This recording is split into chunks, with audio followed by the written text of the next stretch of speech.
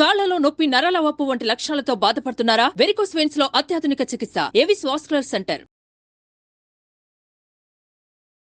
నమస్తే రమగారు. నమస్తే జయ. రమగారు, అర్జునుడు గొప్పవాడా, కర్ణుడు గొప్పవాడా? మనం ఎవరికి వాళ్ళ గొప్పతనం మాట్లాడుకున్నాం. కర్ణుడి గురించి మాట్లాడుకున్నాం, అర్జునుడి తెలివితేటలు, అతని సామర్థ్యం గురించి మాట్లాడుకున్నాం. కానీ కల్కి సినిమా రిలీజ్ అయిన తర్వాత ప్రతి ఒక్కరిలో ఇది ఒక ప్రశ్న వస్తోందండి, అర్జునుడా కర్ణుడా అనేసి. అర్జునుడు అంటే కర్ణుడి క్యారెక్టర్ ఒకంత ఎత్తుగా చూపించినట్టు కనిపించింది. అసలు మహాభారతంలో ఏం చెప్పబడింది చెప్పండి నాకు. ఇప్పుడు అసలు ఈ పోలిక ఏమిటి అనిపిస్తుంది జయ నాకు. ఇది పోలిక ఎందుకు పోల్చాలి? ఇప్పుడు అర్జునుడు కర్ణుడు సహజానికి నిజానికి అన్నదమ్ములు, ఒక తల్లికి పుట్టిన వాళ్ళు. అవును.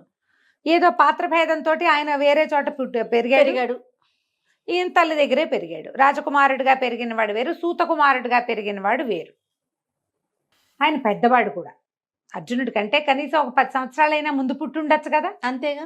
నాకు ఆ మహాభారతం లెక్కలు ఆలోచించి చెప్పట్లే, క్యాజువల్గా చెప్తున్నా. ధర్మరాజు, భీముడు తర్వాత వాడు అర్జునుడు, అవునా? అంటే మూడో పిల్లవాడు. పెద్దవాడికి నాలుగో పిల్లవాడికి ఎంత గ్యాప్ ఉండొచ్చు? 10 ఏళ్ళ గ్యాప్ ఉండొచ్చు కదా. ఉండుంటుందిగా ఖచ్చితంగా. ఇప్పుడు 10 సంవత్సరాలు పెద్దవాడికి ఇంకొంచెం ఏదైనా విషయం ఎక్కువ ఉండే అవకాశం ఉండొచ్చు కదా. పోలుస్తామా వీటిని? ఎందుకు పోల్చాలి? కథ ప్రకారం ఇప్పుడు మనం ఇతిహాసం కదా, మహాభారతం అంటే మన ముందు కాలంలో జరిగిందని చెప్తున్నాం, పురాణం కాదది. అవును, ఇతిహాసం జరిగింది మన ముందు. ఇప్పుడు ఈ జరిగిన కథల్లో మనం నిదానంగా ఒక్కొక్కటి చూస్తే ఇది పోల్చకూడదు అని కూడా తెలుస్తుంది జయ మనకి. వీళ్ళిద్దరిలో ఎవరు గొప్ప అని కాదు. పైగా మనకి ఏమైందంటే తెలుగు సినిమాల్లో చూస్తుంటే మనము ఒక 40-50 సంవత్సరాల క్రితం నుంచి వచ్చిన సినిమాలు అనుకో, ఎవరి మీద సినిమా తీస్తున్నామో, అంటే ఏ క్యారెక్టర్ మీద సినిమా తీస్తున్నామో ఆ క్యారెక్టర్ని పెంచటం, దానికోసం మిగిలినవి కొంచెం తగ్గించటం, ఇలాంటి ఒక ప్రక్రియ మన తెలుగు సినిమాల్లో నడిచింది. ఇప్పుడు అసలు హిందీ సీరియల్స్ అవి శూర్ కర్ణ, వీర్ కర్ణ అన్న ఒక కర్ణ అని ఒక సీరియల్ వస్తుంటుంది. ఆ కర్ణుడు తప్పితే ధర్మరాజు కూడా సరైన వాడు కాదన్న ఇది చూపిస్తారు వాళ్ళు. ధర్మరాజు కూడా సరైన వాడు కాదు. అంటే కథను ఎవరి చుట్టూ తిరుగుతుందో వాళ్ళని హీరోలు చేస్తారు. ఎవరు హీరోగా మనం ఈ కథకి అని పెట్టుకుని తీస్తున్నామో వాళ్ళ చుట్టూతో తిప్పుతారు. ఇప్పుడు కల్కి సినిమా తీసుకో, ఈ కల్కి అవతారం రాబోతుంది. కృష్ణ పరమాత్మే చెప్పాడు భగవద్గీతలో, 10వ అవతారం నేను కల్కిగా జన్మిస్తాను, భూమి మీద పాపాత్ముల్ని చంపుతాను, వాళ్ళని చేస్తాను, వాళ్ళని తొలగిస్తానని చెప్పాడు. ఇప్పుడు వీళ్ళు కల్కిని అని పెట్టుకున్నారు. ఈ కల్కికి సహాయం చేసేవాడో, పుట్టుకకి సహాయం చేసేవాడో ఎవరో ఒకళ్ళు కావాలి. చిరంజీవి అయిన అశ్వత్థామని తీసుకున్నారు. అశ్వత్థామకి సహాయకుడుగా ఈయనకి ఎవరి మీద కొంచెం ప్రీతి ఉందో ఆ క్యారెక్టర్ని పెట్టుకోదలుచుకున్నారు. అంతేగా తీసుకున్నారు. అప్పుడు కర్ణుడిని తీసుకున్నారు. కర్ణుడు అర్జునుడి కంటే బలవంతుడు, గొప్పవాడు అని చెప్పడానికి ఒక పాయింట్ని వాళ్ళు చూపించారు. పాత్ర ఎలివేషన్ కోసం చేసింది అది. అయితే ఏ సంఘటన అయితే కల్కి సినిమాలో చూపించబడిందో అది మహాభారతంలో జరిగిన మాట వాస్తవమే. అది జరగలేదని మనం అనటానికి వీల్లేదు. వీళ్ళిద్దరూ సమానమైన విద్వత్తు, విద్య కలిగిన వాళ్ళు అయినప్పటికీ సమానులు కాదు. మనం మొదటి నుంచి చూసుకుంటే పైగా ఏమవుతుంది, ఒక్కొక్క సంఘటన జరిగింది అనుకో, ఏదో ఒక విషయం జరిగినప్పుడు నువ్వు ఒకలా చూస్తావు, నేను ఒకలా చూస్తా. అంతే. నా ఉద్దేశం నేను గట్టిగా చెప్పాను అనుకో, జనం అంతా దీన్ని నిజమని నమ్ముతారు. దీన్ని ఎక్కడి నుంచి తీసుకోవాలి? మొట్టమొదట కర్ణుడి పాత్ర మహాభారతంలో ఎక్కడ పరిచయం అవుతుంది? ఈ కుమార విద్యా ప్రదర్శన ఏదో జరుగుతుంది. ఏం చేస్తారు? పాండవులు, కౌరవులు అందరూ విద్యా ప్రదర్శన, రాకుమారుల విద్యా ప్రదర్శన పెట్టుకున్నారు. ఆ విద్యా ప్రదర్శనలో అర్జునుడు అసమానమైన పటిమని చూపించాడు ధనుర్విద్యలో. అప్పుడు ఈ ప్రేక్షకుల్లో ఉన్నటువంటి, అంటే ప్రజల్లో ఉన్నటువంటి కర్ణుడు బయటకు వచ్చి నేను కూడా ఇది చేయగలిగానని చేశాడు. అవన్నీ అర్జునుడు చూపించిన ప్రతిభ అంతా దూరం నుంచి కొట్టడం, రకరకాల విద్యలు చూపించినప్పుడు ద్వంద్వ యుద్ధానికి దారితీసింది అది. వీళ్ళిద్దరూ ఒకళ్ళ మీద ఒకళ్ళు వేసుకునేది. అప్పుడు కృపాచార్యుడు ఏమన్నాడంటే, ఇది రాజకుమారులను పరీక్షించడానికి చేసింది, నువ్వెవరివో, నువ్వు బయటవాడివి, నువ్వు రాజకుమారుడివి కాదు, క్షత్రియుడివి కాదు. కానప్పుడు నువ్వు ద్వంద్వ యుద్ధానికి ఎలా వస్తావు? నీ ప్రజ్ఞ చూపించావు, అయిపోయింది అంతే. ఇంకా ద్వంద్వ యుద్ధం సమానుల మధ్య జరుగుతుంది. ఇప్పుడు మనం చిన్న చిన్న రెజ్లింగ్స్ అవి కూడా 55 kgs 85 kgs అంటే 85 తోటే. అండర్ 18 తోటే. అవును. అవునా కాదా? అండర్ 10 to 17 ఉంటుంది కదా, అండర్ 18 ఉంది, తర్వాత సీనియర్స్ ఉంటుంది. ఇప్పుడు ఇక్కడ ఏమిటి, ఆ కాలం అది. మనం ఈ కాలాన్ని ఈ కాలపు కులాలని, కుల వ్యత్యాసాలని మహాభారత కాలం నాటికి తీసుకెళ్ళకూడదు, అది తప్పు. ఇది కుమార విద్యా ప్రదర్శన, రాకుమారులు క్షత్రియ కుమారుల మధ్య జరిగేది, నువ్వు ద్వంద్వ యుద్ధానికి నీతో కుదరదన్నాడు. అనేసరికల్లా అప్పుడు ఇతనికి అందరూ అవును అనుకున్నారు.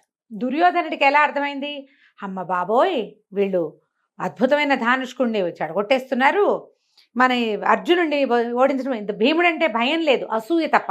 భయం అర్జునుడంటే ఉంది. అర్జునుడు లాంటి ధానుష్కుడు భూమి మీద లేడు. అతనిలాగా విలువిద్య కలిగిన వాడు ఎవడూ లేడు. అర్జునుడంటేనే చచ్చే భయం. మహాభారతం అంతా అదే కనపడుతుంది.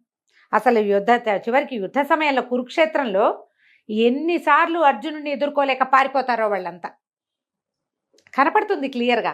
మహాభారతం తాపీగా చదివితే ఎవరైనా పెద్దవాళ్ళు చెప్పింది వినండి, నీకు తెలుస్తుంది. ఇప్పుడు అర్జునుడిని ఎదుర్కోగలిగిన ధీశాలి ఒకడు, విద్య కనపడుతోంది, ధైర్యంగానూ ఉన్నాడు. ఇతన్ని వదిలేస్తే వీడిని ఎదుర్కోవడానికి మన దగ్గర ఎవరు ఉండదు, తురుపు ముక్క లేదు. అందుకని టకీమని పట్టుకుని ఏం కాదు, ఇప్పుడు అది లేకపోతే ఏమైంది. ఇప్పుడు దానవీర సూరకర్ణ సినిమా చూస్తే 100 డైలాగులు ఉంటాయి. ఎన్టీ రామారావు గారిది బ్రహ్మాండంగా రాయించుకున్నారు. మీరు కులం అని ఎందుకు అంటున్నారు, కులము కాదు అక్కడ, కులమని మన కులాలని అక్కడ పెట్టకూడదు. రాశారు డైలాగులు, మనం అక్కడ క్యారెక్టర్ ఎలివేషన్ కోసం రాసుకున్నాం. ఆ డైలాగ్స్ ఎంత ఫేమస్ ఇప్పటికీ కూడా. ఆయన ఒక చిన్నపాటి వాదంతో ఇతన్ని నేను అంగరాజును చేస్తాను, నా పక్షాన్ని నా దగ్గరున్న రాజ్యాలలో అంగరాజ్యాన్ని ఇతనికి ఇస్తాను, అంగరాజుగా చేశారు. అంగరాజుగా చేసిన తర్వాత ద్వంద్వ యుద్ధం జరగలేదు. ఎవరి దాన్ని వాళ్ళు వెళ్ళిపోయారు. ఎందుకు జరగలేదో అసలు తెలీదు, వెళ్ళిపోయారు. పోనీ ఆ తర్వాత ఎక్కడైనా వీళ్ళు ఎదురుపడ్డారా అంటే పెద్దగా వీళ్ళిద్దరూ వాదించుకోవటం లాంటివి జరిగినాయి. ఆయన వాదించాడు తప్పిస్తే, కర్ణుడు ఏదైనా అన్నాడు తప్ప ఏమీ జరగలేదు యుద్ధం. ఎక్కడ వీళ్ళు దొరికారు, ఘోషయాత్ర అప్పుడు. అది ఎక్కడ జరిగింది, పాండవులు వనవాసంలో ఉన్నప్పుడు ఘోషయాత్ర పేరుతోటి దుర్యోధనాదులందరూ కలిసి అక్కడికి వెళ్ళారు. ఓకే, వనానికి దీనికి వెళ్ళారు, అడవికి వెళ్ళారు. వెళ్తే అక్కడ ఒక గంధర్వుడు, చిత్రసేనుడు, చిత్రరథుడు అతనికి దొరికి పాండవుల చేత రక్షింపబడ్డారు. కర్ణుడు కూడా ఉన్నాడు రక్షింపబడిన గుంపులో. ఆయన కాపాడలేకపోయాడు దుర్యోధనుడిని. అయిందా. మళ్ళీ యుద్ధం సమయానికి అతను చివరి వరకు ఆయనకి డైరెక్ట్గా వీళ్ళిద్దరు యుద్ధం చేసే అవకాశం రాలే. ఓకే, కర్ణుడు చిన్నతనం నుంచి మంచి విద్య నేర్చుకున్నాడు. పరశురాముడి దగ్గర అబద్ధం చెప్పి విద్య నేర్చుకుంటే ఆయన కోపం వచ్చింది, నువ్వు అబద్ధం చెప్పావు కాబట్టి నీకు అవసరమైన సమయంలో నీ విద్య నీకు గుర్తురాదు అని. కర్ణుడికి శాపాలున్నాయి, ఆ కథలన్నీ అందరికీ తెలుసు. ఇప్పుడు తనకి శాపాలున్నాయని, తనకి అవసరమైన సమయంలో విద్య గుర్తురాదని కర్ణుడికి తెలుసు. కానీ దుర్యోధనుడిని నేను నిన్ను గెలిపిస్తానని ఎందుకో నమ్మించాడు ఆయన. దీంట్లో ఇప్పుడు ఎవరు గొప్పవాళ్ళు అంటే అర్జునుడు ఎప్పుడూ ధర్మం పక్కనే ఉన్నాడు. ఏనాడు అన్నయ్య మాట జవదాట్లా, అమ్మ మాట జవదాట్లా, కృష్ణుడి మాట జవదాట్లా, ఎక్కడా ఉద్రేకిగా లేడు, ప్రశాంతంగా ఉన్నాడు. మహామహా ద్రోణాచార్యుడు కూడా పూర్తి విద్యని అర్జునుడికి చెప్పి తన కొడుక్కి కూడా కొన్ని ఇవ్వలేదు.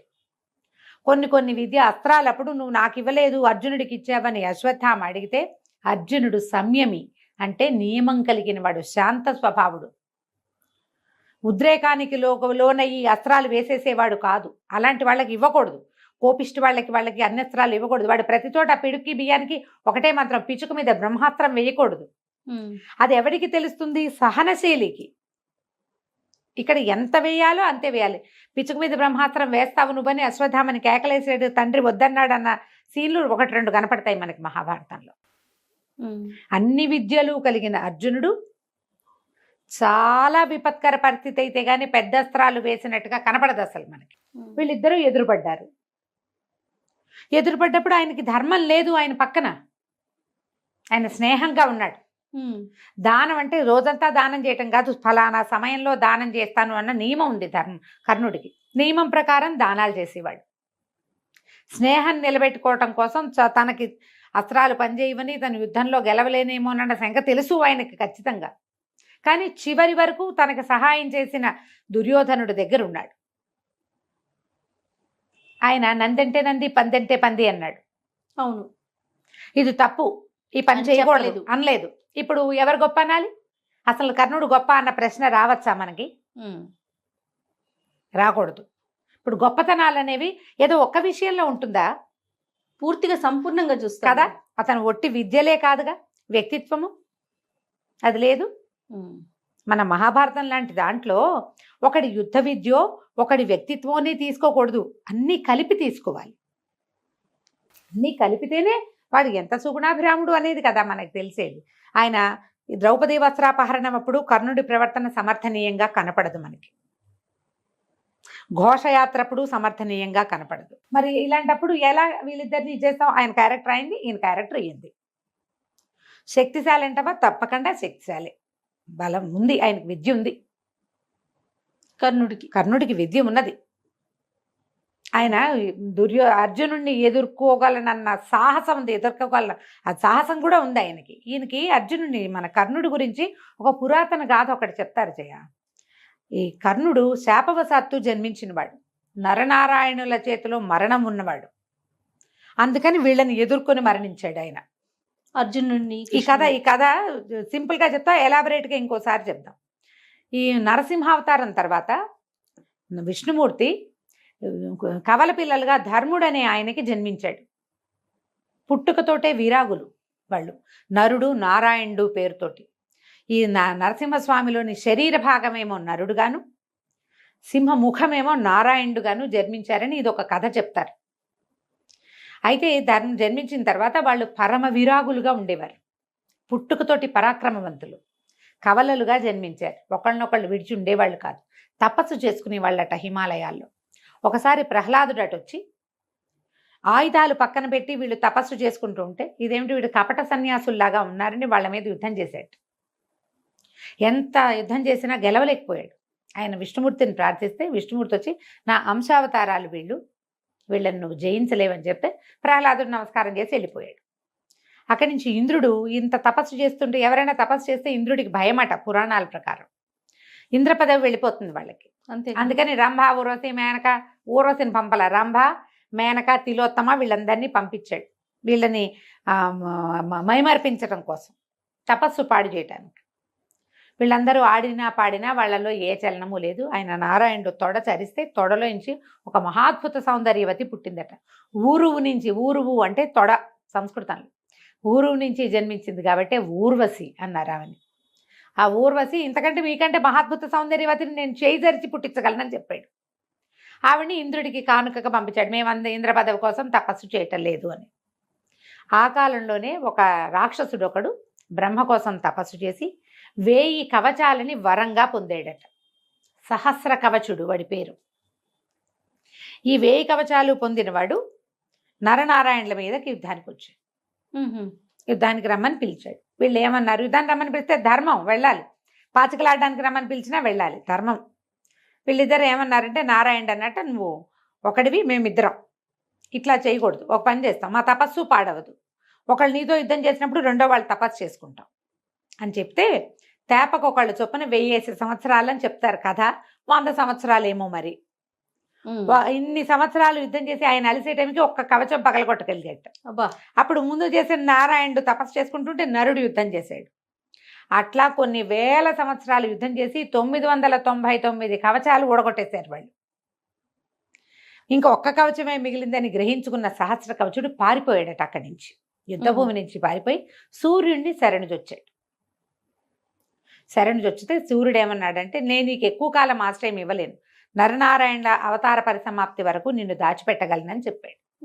సహస్ర కవచుడు సూర్యకాంతిలో ఇమిడిపోయి ఉండిపోయాడు. సూర్యుడు ఎవరమ్మా? నారాయణ స్వరూపం కదా, అంటే భగవంతుణ్ణి శరణుజొచ్చాడు. ఇప్పుడు విష్ణుమూర్తి తాలూకు అంశావతారాలు నరనారాయణులు అయితే సూర్యుడు మాత్రం ఎవరు? ఆయనే కదా. ఆయనే కదా ప్రథమాంశ. ఆయన తాలూకు అంశంలో పెద్ద మొదటిది సూర్యుడు. అక్కడ దాక్కున్నాడు. దాక్కున్న తర్వాత కాలాంతరంలో, చాలా కాలం తర్వాత కుంతీదేవికి దూర్వాస మహాముని ఒక వరం ఇచ్చాడు. ఏమిటి? ఏదైనా ఒక దైవాన్ని ప్రార్థిస్తే, ఆమె ఏ దైవాన్ని నువ్వు ఇది చేస్తే, ఆవాహన చేస్తే అతడు వచ్చి నీకు ఒక శిశువుని ఇస్తాడు, సంతానాన్ని ఇస్తాడు అని. ఈ సంతానాన్ని ఇవ్వటం అనేది మనకి అర్థం కాని ప్రక్రియ. మన కాలం అది కాదు, మనకు తెలీదు. ఇది భార్యాభర్తల సంభోగంతో సంతానం కలిగేది కాదు, దాంపత్యంతో సంతానం కలిగేది కాదంటారు. కథ ప్రకారం అలాగే కనపడుతుంది. ఆయన ఏం చేశాడు, తన దగ్గర అంశమాత్రంగా తనలో దాక్కుని ఉన్న సహస్ర కవచం నుండి కుంతీదేవికి సంతానంగా ఇచ్చాడు సూర్యభగవానుడు. అందుకనే సహజంగానే కవచకుండలాలతో జన్మించాడు కర్ణుడు. ఓహో, సహస్ర కవచుడే కర్ణుడుగా జన్మించాడు. ఈ జన్మించిన తర్వాత ఆయన ఈవిడి చేతుల నుంచి, మరి ఆవిడ దౌర్భాగ్యం పాపం, ఆవిడ సంతానాన్ని అట్లా పోగొట్టుకోవాలని ఉంది కుంతీదేవికి. ఈ పిల్లవాడు ఎక్కడికి వెళ్ళాడు, అట్లా వెళ్ళి సూతులకి దొరికాడు. అవును, సూత రాధేయుడుగా పెరిగాడు. కానీ లోపల శౌర్యం ఉండటం వల్ల, క్షత్రియకాంతకి పుట్టిన సంతానం అవటం వల్ల, ఆమె వల్ల తల్లి అంశం ఉంటుంది కదా, మరి ఈయనకి యుద్ధ విద్యల మీద వాటి మీద ఆసక్తి ఉంది. పూర్వ జన్మ కూడా అయింది అలాంటిదే. విద్య నేర్చుకున్నాడు, దుర్యోధనుడి దగ్గర చేరాడు, క్యారెక్టర్కి తను న్యాయం చేసుకున్నాడు. ఆయన యొక్క ఆఖరి కవచాన్ని విప్పించేశారు వీళ్ళు. ఎప్పుడు ఏ సమయంలో దానం చేస్తాను అని ఆయనకి నియమం ఉందో ఆ సమయంలో ఇంద్రుడు వెళ్ళి కవచాన్ని తీసుకున్నాడు. కవచకుండలలో కవచం ఊడదీసి ఇచ్చాడు కదా, కవచం లేదు కాబట్టి, రక్షణ లేదు కాబట్టి అర్జునుడి బాణానికి మరణించాడు. నరుడి వంతు ఆఖరిది, నారాయణ్ణి శరణు కోరితే నరుడి వంతులోకి వచ్చాడు. వాళ్ళిద్దరు పంచుకున్నారు కదా, ఒకటి నువ్వు ఒకటి నేను చొప్పున. ఓ 1000 ఏళ్ళు ఆయన యుద్ధం చేశాడు, ఓ 1000 ఏళ్ళు ఈయన తపస్సు చేశాడు. చివరికి అతనికి ఎక్కడ మరణం ఉంది, వీళ్ళ చేతిలోనే మరణం. ఇప్పుడు నరుడితో పాటు అక్కడ ఎట్లా ఉన్నాడు, అక్కడ తపస్సు చేసుకోవాలి నారాయణుడు, నరుడు యుద్ధం చేయాలి 1000 కవచానికి. ఇక్కడ కూడా చూడు, నరుడైన అర్జునుడు యుద్ధం చేస్తుంటే నారాయణుడు తపస్సులాగా భావించి గుర్రాలతో ఉన్నాడు.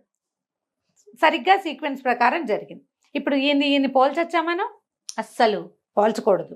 సినిమాకి వాళ్ళకి అవసరమైన క్యారెక్టర్ తీసుకున్నారమ్మా. దీన్ని ఎట్లా ఉంటుందంటే, ఇప్పుడు మనం విపరీతంగా ఆరాధిస్తాం మనం మాయాబజార్ సినిమా. నేనైతే 100 సార్లు పైనే చూస్తుంటా. ఎప్పుడు మాయాబజార్ కనుక ఏమీ తోచకపోతే మాయాబజారే పెట్టుకుని చూస్తాను నేను.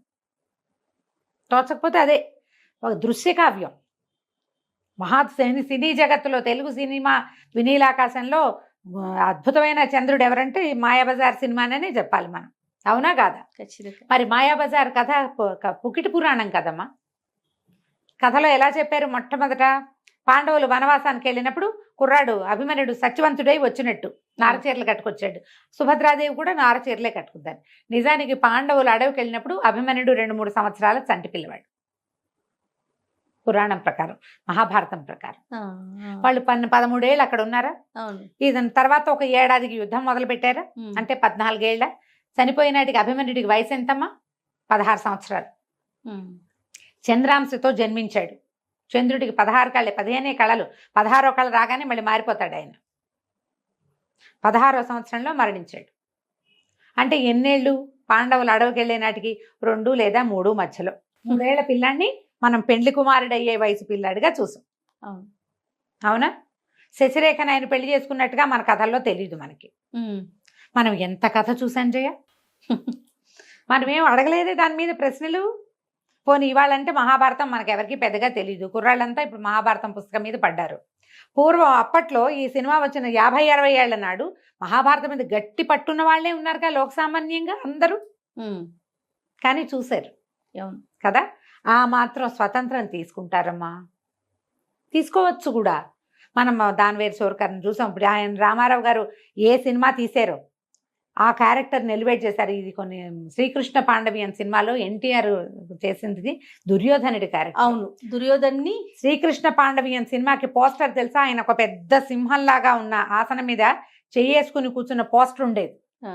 దుర్యోధనుడి క్యారెక్టర్ అద్భుతంగా ఎలివేట్ చేశారు. ప్రతినాయకుడు దుర్యోధనుడు. అవును, అధర్మ ప్రతీక. అలాంటిది మనం సినిమాలో ఆయన వీళ్ళే పాండవులు ఎంత అట్రాక్ట్ చేస్తారు, 100 రెట్లు ఎన్టీఆర్ గారు అట్రాక్ట్ చేస్తారు. దుర్యోధనుడు ఇక్కడ ఎన్టీఆరే కదా ఉండేది కదా. సినిమాలాగా తీసుకోండి. మహాభారతం చదివితే మనకి క్యారెక్టర్స్ ఎవరికి వాళ్ళకి తెలుస్తుంది. కర్ణుడి విషయంలో ఆయన విషయం ఆయనకి న్యాయమేనమ్మా, ఆయన కరెక్ట్. కానీ ధర్మానికి తప్పు, నిజానికి తప్పు. ఆయన అంత చదువుకున్నవాడు, సమర్థుడు, ఒక విద్యలో అపరిమితమైన ప్రావీణ్యం కలిగినవాడు. ధర్మం వైపుకి నిలబడి ఉంటే కథ వేరేలా ఉండేది. ఆయన ఏ ధర్మానికి, మిత్రధర్మానికి కట్టుబడ్డాడు. ఇప్పుడు రక్తబంధానికి కట్టుబడలేదు అంతే కదా రక్తబంధం రమగారు? తెలియదుగా ఆయనకి. అన్నదమ్ములుకి కట్టుబడలే. ఆనాటికి తెలియదు, చివరికి తెలిసింది. కృష్ణుడు వచ్చి చెప్పాడు, వీళ్ళు నీ అన్నదమ్ములు, నువ్వు కుంతిదేవి కుమారుడు రా నాయన. తల్లి కూడా వచ్చి చెప్పింది, తల్లి చెప్పింది, ఆవిడ వచ్చింది, ఆవిడ ముందే వచ్చింది. ఆవిడ తల్లి బావ ఇద్దరూ చెప్పారు.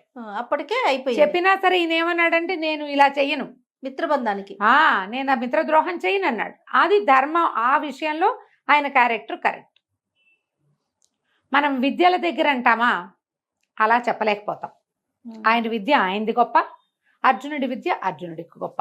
పోల్చుకోవద్దు మనం. పోల్చుకోవటానికి లేదు. ఒక సందర్భంలో ఎప్పుడు కూడా యుద్ధం చేసేటప్పుడు మీరు ఇది ఆలోచించండి. అందరూ కూడా ఇద్దరు యుద్ధం చేస్తుంటే ఒకసారి ఒక రౌండ్ లో ఒకటిది పై చేయిగా ఉంటుంది, ఇంకో రౌండ్ లో ఇంకోటిది పై చేయిగా ఉంటుంది. అంతేగా. పై చేయి అయిన రౌండ్ చూపించాడని అదే కరెక్ట్ అనుకోవడానికి వీల్లేదుగా. మనం ఫైనల్ గా వచ్చే గెలుపు కదా మనకి కావాల్సింది కదా రమగారు. చివరిది ఏమిటి అనేది చివరిది కాదు. ఇక్కడ కరెక్ట్ గా సిచ్యువేషన్ మాత్రం అది జరిగింది. అర్జునుడు కర్ణుడు వేసిన బాణానికి రథం 2 అడుగులు వెనక్కెళ్తే కృష్ణుడు చెప్పాడు ఆ మాట. కర్ణుడు కడు సమర్థుడు, కానీ ధర్మబలం కోల్పోయాడు. అతనికి శాపాలున్నాయి, లేకపోతే మనం ఇతన్ని ఎదుర్కోవటం కష్టం. డి అంటే డిఏ అంతే. ఇప్పుడు ఎవరిది గొప్ప అని చెప్తాం మనం? ఎవరిది? పుట్టినప్పటి నుంచి చివరి దాకా భగవంతుడితో పాటు ఉన్నవాడే కరెక్ట్. అంతే, అది కరెక్ట్. అంతే, నీతి నిజాయితీతో. అంతే కాదు, ప్రతి చోట. అంతకుమించి అంతకంటే ఏముంది? అంతకంటే ఏం లేదు కదా. కాబట్టి విలువిద్యా ప్రావీణ్యం గురించి పైగా ఇంకొకటి చెప్దాం. ఇక్కడ లాస్ట్ పాయింట్, పూర్తిగా వీళ్ళిద్దరూ సమానం కాదు అని చెప్పడానికి ఇంకొక పాయింట్ ఎక్కడ ఉందంటే, ఈ ద్రౌపది స్వయంవరం చేశారు కదా, మత్స్యయంత్ర భేదన. అప్పుడు ఒక నువ్వు గింజంతా పక్కకేసారుట కర్ణుడు బాణం, అర్జునుడు మాత్రం కరెక్ట్ గా వేశాడు. ఇప్పుడు విద్య ఎవరికి ఎక్కువ ఉన్నట్టు? అర్జునుడికే కదా. ఓకే, ఈ పాయింట్ కూడా ఉంది. పూర్తిగా సమానం కాదు వాళ్ళు, ఆయన పక్కకే పడింది బాణం. కొంతలో చాలా నువ్వు గింజంటే ఎంత చిన్నదమ్మా, అయినా కూడా లెక్కే కదా. అయినా కూడా లెక్కే. ఓకే, ఇవన్నీ చూడాలి. ఇవన్నీ తెలుసుకోవాలంటే ఏం చేయాలి? మీరు అందరూ కడు భక్తి శ్రద్ధలతో వీడి క్యారెక్టర్ అసాసినేషన్ కి దిక్కండా. ఇప్పుడు మనకి ఎలాంటి రాగద్వేషాలు, ఈర్ష్యాసూయులు మనకెలా ఉంటాయో ప్రతి వాళ్ళకి అంతే. ఎవరి క్యారెక్టర్ ని వాళ్ళ రకంగానే తెలుసుకోవాలి మనం. తప్పకుండా కదా. చక్కగా మహాభారతం చదవండి, వినండి, చదివించండి. నేను ఇప్పుడు నన్ను ఎంతమంది అడుగుతారు, 100 ప్రశ్నలు అడుగుతున్నారు నన్ను, మహాభారతం అని. చక్కగా చిన్న మహాభారతం ఎపిసోడ్లు ఎవరైనా డౌన్లోడ్ చేసుకుని పెద్దవారివి వినండి. క్యారెక్టర్లతోటి పోకూడదు, మనం కథతోటి వెళ్ళాలి. అప్పుడు తెలుస్తుంది. నమస్తే. సుమన్ టీవీలో మీ పర్సనల్ అండ్ బిజినెస్ ప్రమోషన్స్ కోసం కింది నెంబర్కి కాంటాక్ట్ చేయండి.